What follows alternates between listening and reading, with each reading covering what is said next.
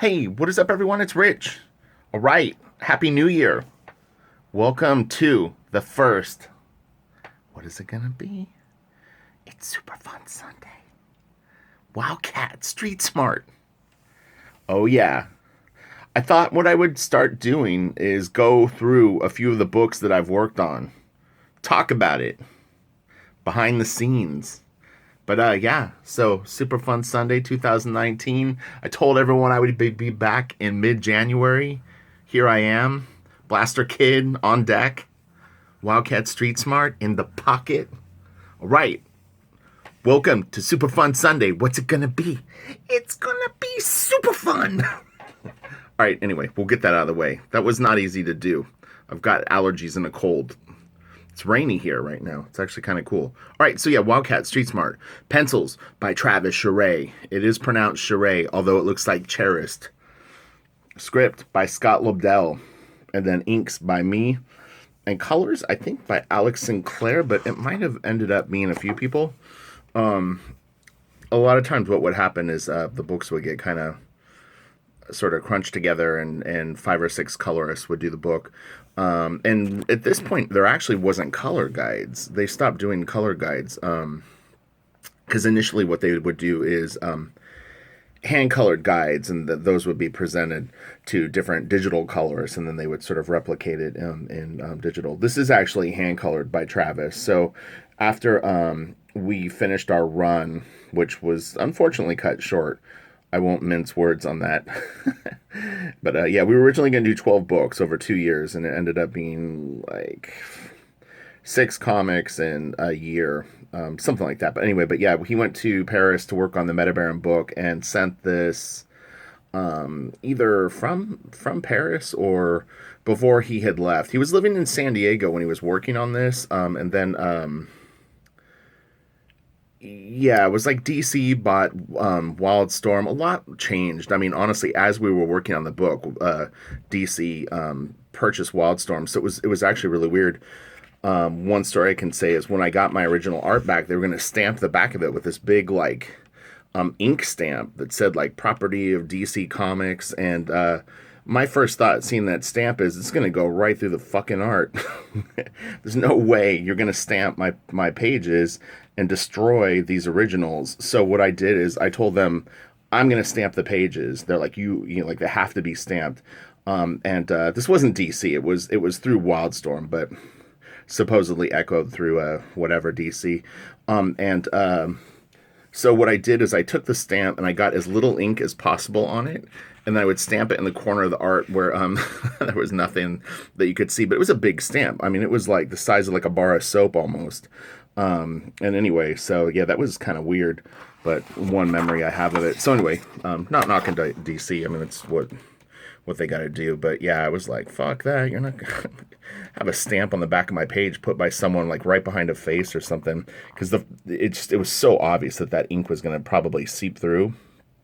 So anyway, but I don't even think that they did it for, I think only the first issue we had to do it. And then that sort of mandate sort of went out the window. So this is a little marker sketch Travis did. Kind of forgot that this was in here. There's a hardcover of this. I knew the soft cover would be a little tiny bit easier to go through. So, yeah, he probably did this before we started the book. He would work out kind of like his costume designs. And here's a little of the pencils. This actually isn't in the book, so this would have been a scrapped little sequence that he did. But, you know, Travis pencils real tight. It's pretty small. And this is a horrible, horrible reproduction of this cover. It's so muddy and kind of green, but beautiful, beautiful piece. If it's the cover, oh, okay, it's different. The cover of the first comic is this. I think it reproduced better on the cover. There's a big poster that you can get of this too if you look around. Really fantastic piece. Again, hand colored by Travis on this one. Yeah, this was very, very exciting for me. I have been a huge fan of Travis's. Since kind of right before I broke in. I didn't really know his work as just a fan. What ended up happening was, I mean, I had seen the Wildcat special, but I didn't really know his art over Brett Booth or anyone like that. Everyone kind of drew like Jim Lee, and it was like you know what I mean? Like I couldn't really differentiate the different artists really at that point. It was comics were very, very new to me, and I was just kind of like getting sort of like the lineage of things. Like I didn't know Jim Lee influenced like everyone, or you know what I mean. Like I didn't know the order of things, so you almost like categorize it by how you discover them. But anyway, I had gotten sample pages to ink from editorial at Wildstorm, and one of the pages was a page of Travis's pencils from Wildcats 15, and I was like, man, this is awesome. Like these other pages are really nice, but this is like the shit. Really from that point on, he was one of my favorites. Aaron Weisenfeld was always way up there for me, and I have a lot of like other favorite artists, but Travis always kind of seems to rise to the top for me. I mean, I think he really had kind of an X factor to his work that it's hard to put your finger on, but he's just great. So this first sequence was really, really exciting. So one, I'm working on my favorite superhero team book. Two, I'm working with my favorite artist of all time. I mean, honestly, like, I remember when I tried out for the job thinking, like, if they offered this to me and said, we can't pay you, I would have probably done it for free. But this reminded me so much of the opening of Metal Gear Solid. Like, I saw it and I was, like, tripping out because I don't remember the order of it. I want to say that Metal Gear Solid, excuse me, came out a tiny bit before this. I don't really remember the order, but yeah, it was crazy. But I was just like, holy shit, like this is so freaking cool. And you know, this is what I'm gonna say right now. Like I miss the excitement of a really, really good comic that you anticipate and you just cannot wait for the freaking next installment of it. And that's kind of what Travis always seemed to deliver. You always knew you were going to get something really creative, something exciting, something that maybe you hadn't really seen before, at least exactly how he would interpret it. And that's what I take away from that. Like people know that I'm like a huge H.R. Giger fan, but if you look at my black drawings, I don't draw like Giger. I have one piece that I intentionally did Giger-esque, but other than that, I always was like, I want to capture that spirit, and that's kind of what I want to do with what Travis and I did in my own work. Is like I don't really want to draw like him. I have too much respect for him to sit and copy him. And that has always been a huge thing for me, because a couple of my biggest influences are guys that not only do I know, but I'm pretty good friends with, like Adam Hughes, J. Scott Campbell, Jim, and Travis in particular, and Aaron Weisenfeld too. And it was always kind of weird, like like being like their younger brother, and like you didn't feel comfortable copying them, where like maybe if you don't know them. you know, you don't have to like at some point like see him at a dinner and be like, oh, hey, yeah, like I'm drawing a lot like you right now. This is kind of weird, right? Like so, it's an interesting situation to be in, but I think that Blaster Kid will really capture the spirit of what we did. But I have a lot of other influences that I'm bringing into it, so. I already know, like especially for the storytelling stuff, that there's stuff that I'm going to be doing that at least he and I never did together. So it's exciting. I'm a big fan of video games and the stories that video games have and how expansive they are and the adventure element of it. And that's something that I want to bring to comics, is that immersive feeling where like you kind of like you pick up the comic and then you're in the story. You're with the characters. You're moving along, and you're in danger, and you're the victor, and you're the one that's under the gun when something doesn't go your way. And I really want the stories to just be killer, but then, I want the art to be awesome too. Deliver what I want to see in a comic, So many times I've worked on books where it sounds good at face value. It's big name character attached to it, and then you ultimately don't really get to use the character the way that maybe you fantasize that it would be. Oh yeah, this is a series where they're not in costume. This is a series where it really focuses on this like side character more, and it's like done that enough times where it's like now I want to do stories that really kind of cover what I want to do. So anyway, the sequence with Grifter fighting all the Italians is really, really great. We'll go back. So I know a really, really popular page for people is everyone always really loved this page, and for good reason. It's got some really beautiful stuff in it, and it's cool and fun to point out that although I'm sure that at times Travis used some reference, this wasn't the era of like just copying backgrounds from like Google SketchUp or taking like a 3D model of a car and just plugging it in. And Travis really drew great cars. I mean, like, look at this gondola scene right here. You know, it's worth the extra effort. And that's Scott Doonby right there, sitting in the thing. And if you have ever seen the Danger Girl comic, Scott's in that too. He's fun to draw. But yeah, I mean, like, there's just a little something special about when you really do it yourself. So I kind of like encourage people like maybe pull up the reference from Google SketchUp, but draw it on your own. It'll benefit your work. So anyway, this is Noir. Oh wait, is this Noir? What's this guy's name? It's been a long time. I don't even remember what that dude's name is. Maybe he's not Noir. He's something else. I think Noir is the albino looking guy. But anyway, we'll get moving because we got a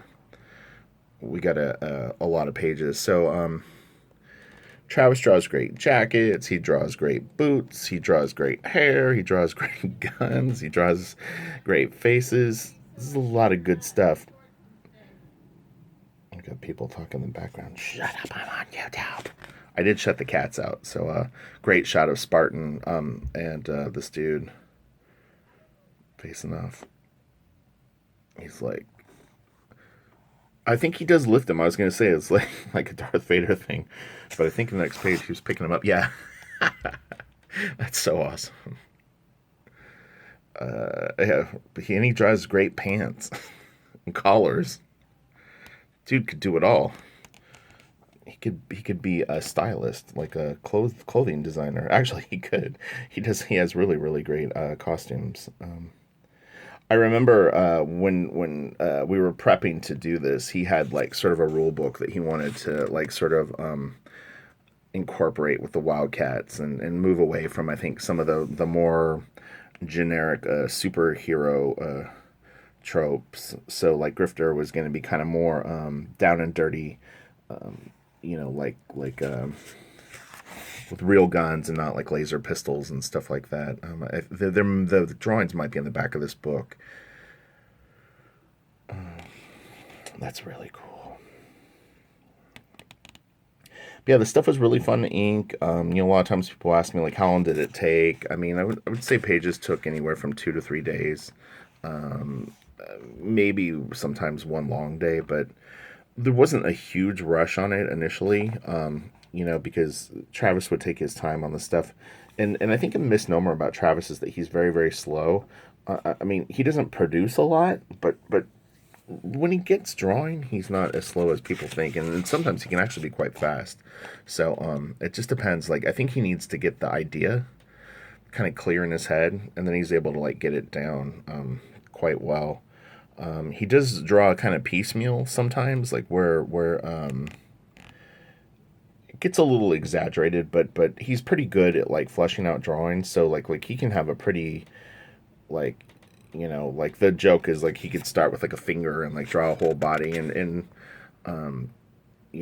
maybe he can, but usually there was at least a little bit of a sketch down of what he was going to do, how much space it was going to fill and whatnot. Again, I'm not going to talk for him because I think every artist has a variety of things that they do when they draw. So for me to generalize with him would be unfair. Yeah, really, really cool. We're going to see Emp here in a second. He's really sort of aged. Grifter's like, whoa, what happened, dude? Hello, Cole. Really cool shot of Spartan. I like that lighting on the face.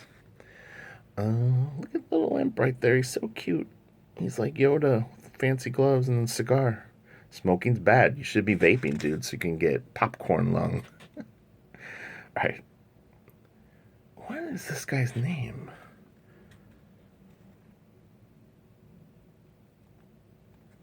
Yeah, I can't remember.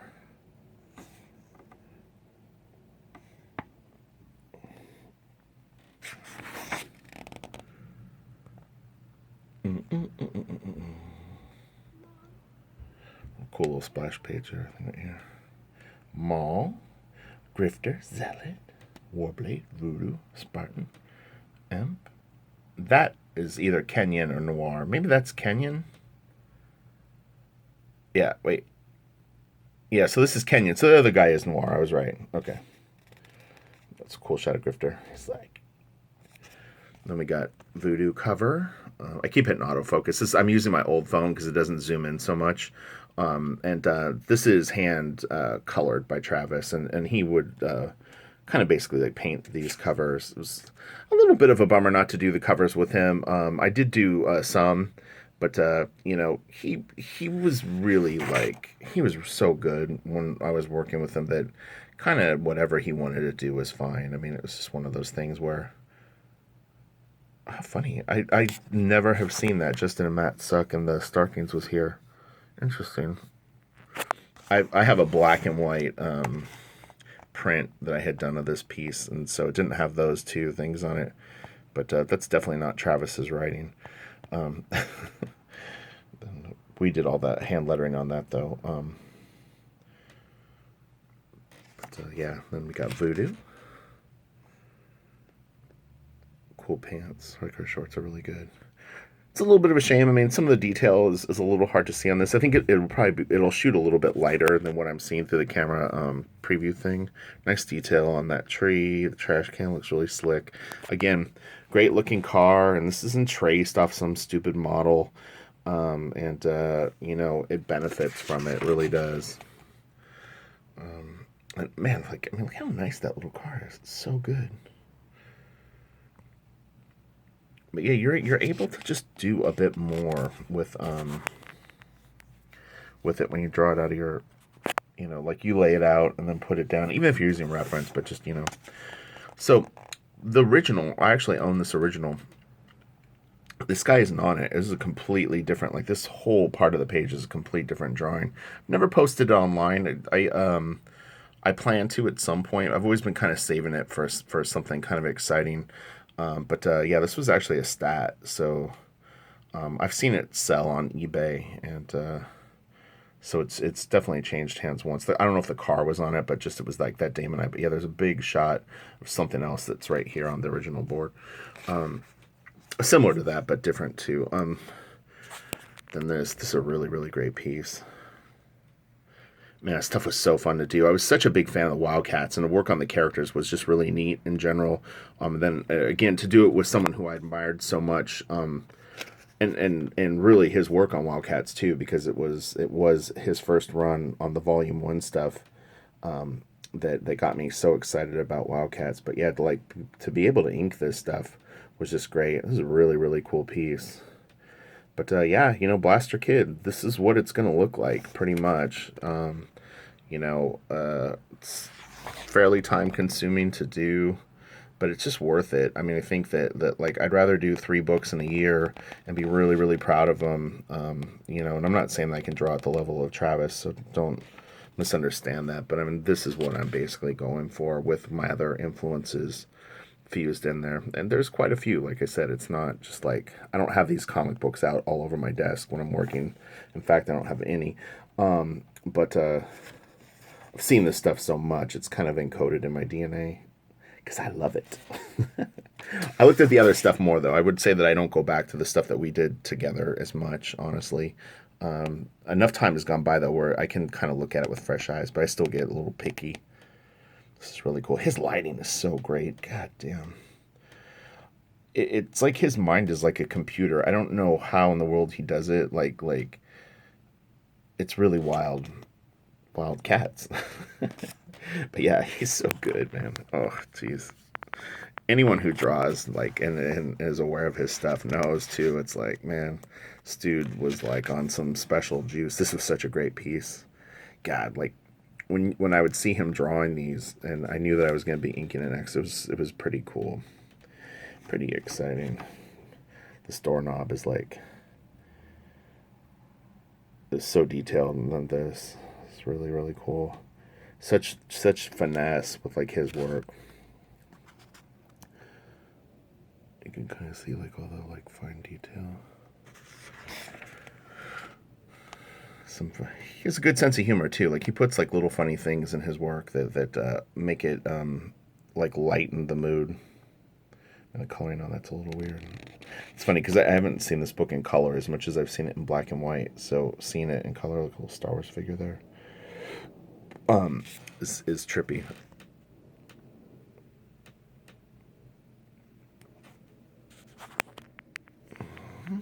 What I'll do is there's fill-in pages starting with issue 3. I'll skip those. This will be like a little bit of a long video. This camera shuts off too, so I might have to actually edit this video. Sort of sucks, but I think we'll try to go through the whole series. This is God. What was her name? It's funny. It's been long enough where I actually don't remember the characters' names.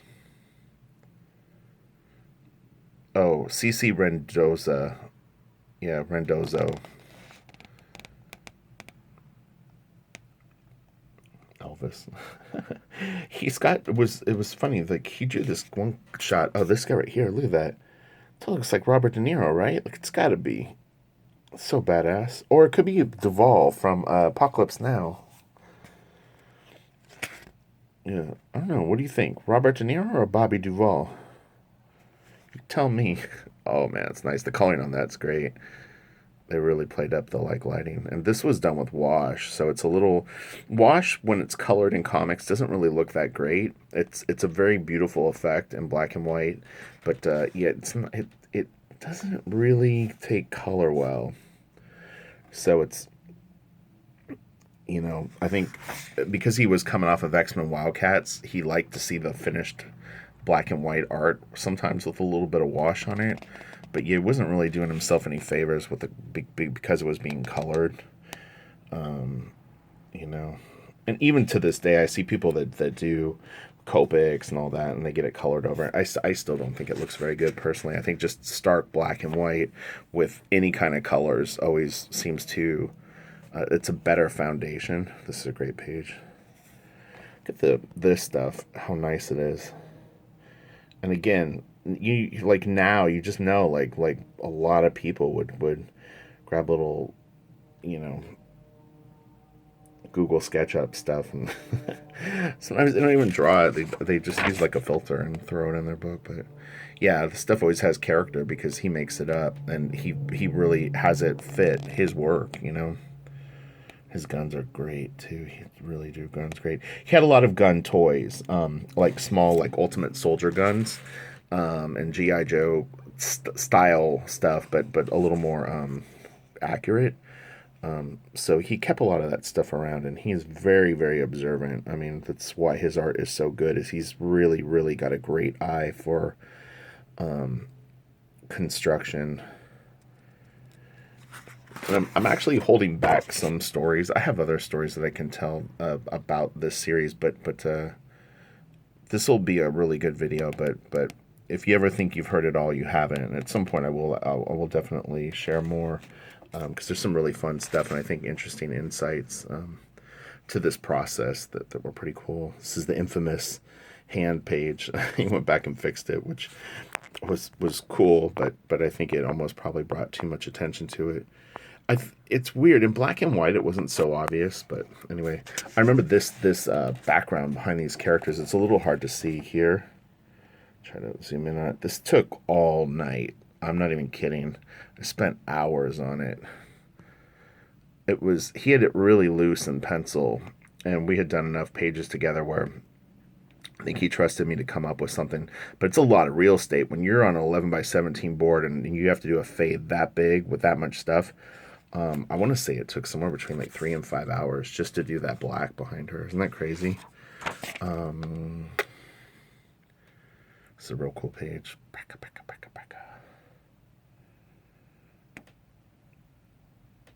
great shot. But yeah, if you haven't checked out my Patreon, please do. I've been uploading probably at least 5 or 6 times a day, all my works in progress as I'm working on stuff. And even for $1, I send you a link to 15 unlisted videos, and it's just very, very cool. It's a really good experience. I think people are enjoying it. I'm really interactive over there, so pretty much any question that people ask, I will answer. Yeah, we've got kind of like a dialogue going all day and even into the evening. So yeah, it's fun. It keeps me working. Honestly, it's pretty cool. Like knowing that people that I remember this shot. It's the last page of the book. It's really good. We were really starting to get a lot of pressure from editorial to like speed up, and like things were getting a little out of control at this point. This cover I did ink. He did some wash on it, and it's blurred on the cover. It's interesting.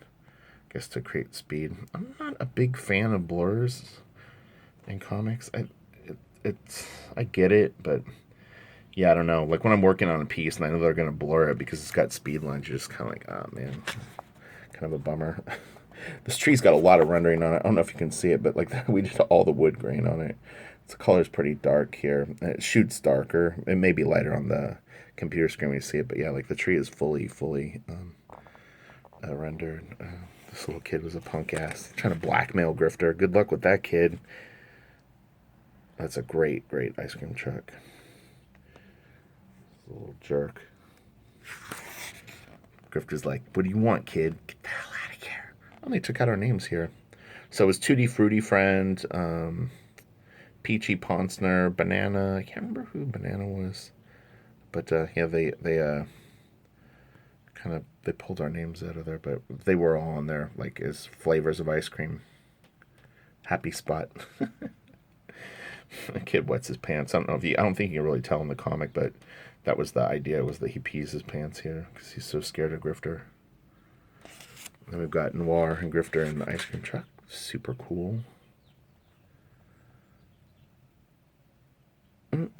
Well, I hope this is a fun, super fun Sunday. I hope everyone had a good holiday season.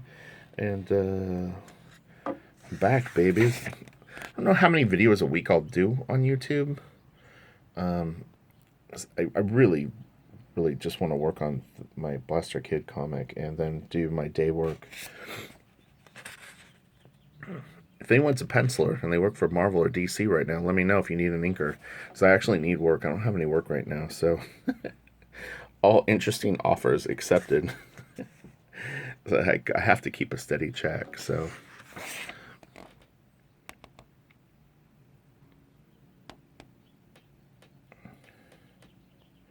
And then hopefully, like in about 2 to 3 months, I'm going to actually do the fundraiser or whatever you call it, like I guess crowdfunding. I don't know what the exact terminology is, but I want to get some pages done so people can see what the actual pages look like. I'm going to do, I think, I'll finish a promo I'm working on right now. I showed a little bit of it yesterday.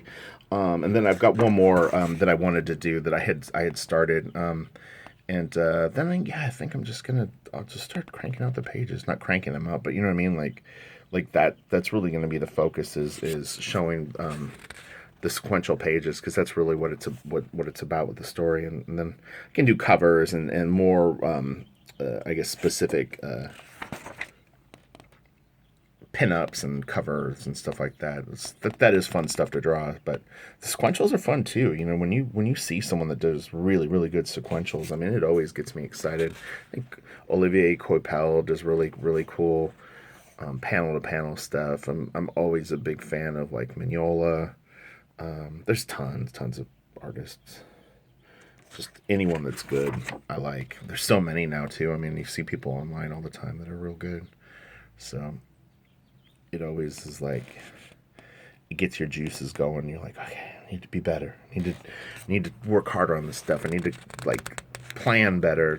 Planning is such a key part of drawing, and that was the thing. Is I would get very, very impatient and want to start finishing things really, really early in the process, and the finishing skills, those are my strengths, but having the patience to work on a face like that and have the lighting, make sense, and have the jacket folds look killer. Like I would get impatient when I want to get it finished so it looks cool.